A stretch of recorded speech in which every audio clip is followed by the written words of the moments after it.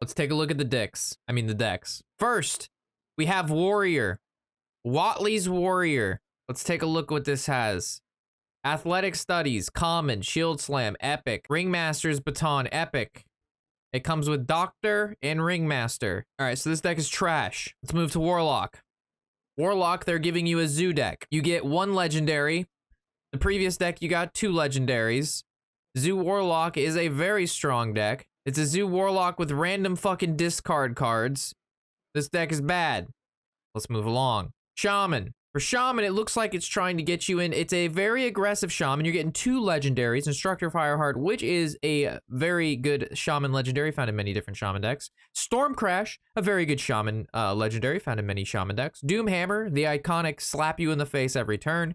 This looks substantially better than any list that we've seen thus far. And you also have Devolving Missiles, which is a really good mage card. So this deck is the best deck that we've seen thus far. Very aggressive style deck, and you get 2 legendaries out of the deal. Moving towards a Rogue. Let's see what Rogue has to offer. Rogue, you're going to get 2 legendaries. You're going to get Shadow Julhanar, which is a very good Rogue legendary that combos with Secrets. And you're going to get Cthulhu, which is a sort of a meme card. Very late game, can be put in any deck because he's a neutral legendary, and should be definitely looked at as a pro, because he can be thrown in any sort of control deck, because again, he is neutral. This is going to be a secret Cthulhu Rogue.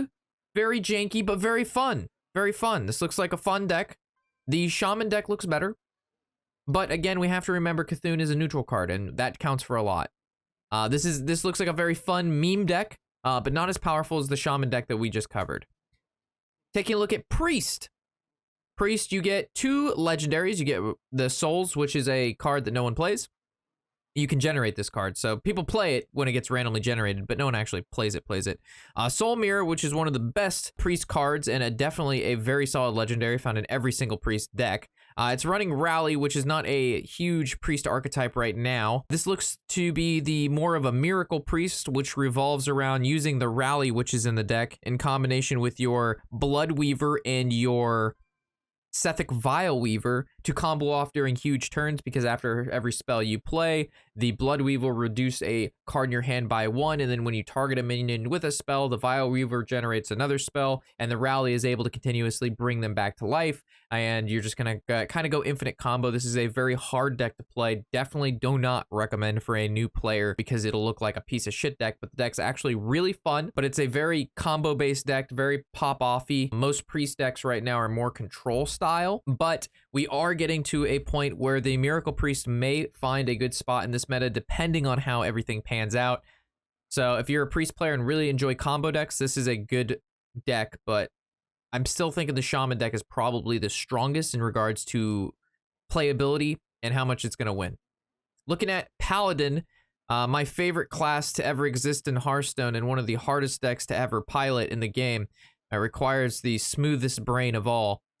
This is going to be what seems like the Libram Paladin with N'Zoth. So this deck just looks like a pile of shit. N'Zoth is a neutral old god, so he can be played in a magnitude of other decks. He's not really the most played of the old gods. There's not really a lot of N'Zoth decks. The decks that he is found in are very niche. None of them are currently like super meta decks. You do, however, get Lord Baroff, which is a very powerful legendary and found in almost every single Paladin and Warrior deck out there, but this does not look like the strongest of the builds you can do for Paladin, but it does give you a good leg into the pure / Libram Paladin if that's something you want. And the Libram Paladin, the point of this deck is to basically make this card cost 0 mana, and you have infinite buffs. They didn't give you Lady Leandrin, which is kind of messed up, and Lady Leandrin is the like how you go infinite kind of with the buffs. So this does not look very good. Brain Power. Taking a look at the Mage, we have what seems to be a tempo spell elemental Mage. With this, you're going to get the Devolving Missiles, like we said in the Shaman deck, is a very good card. You're going to get 2 legendaries. You're going to get the Key Warden, which is a very fun legendary, not necessarily the most powerful, but very fun. And you're going to get Raz, and Raz is very good.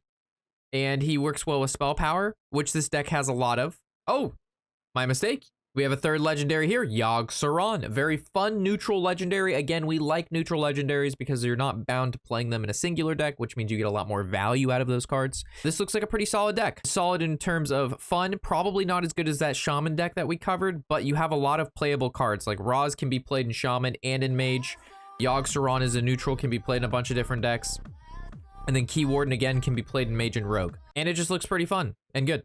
Petting Zoo Huntard. You are also getting 3 legendaries in this deck as well. You're getting Professor Slate, which is found in absolutely 0 decks right now. Ringling's Rifle, which is a fantastic hunter legendary weapon, which gets you secrets. And Moonfang, which is currently found in some decks. Not super competitive right now, but still a pretty decent legendary. Not great, but he's okay. This is a very aggressive hunter deck, going to try to basically kill your opponent by turn 5 or 6. This is a weird take on it because Moonfang isn't something you'd play in an aggressive type deck. This looks like a pretty bad rendition of Hunter and a pretty bad use of your legendaries, considering 2 of them aren't really that great and can't be used in any other decks, really. Even though Moonfang is a neutral, he's not really played much. And Face Hunter is generally a really cheap deck to build anyway, so it doesn't make sense for you to use your free deck to build something that's normally just cheap.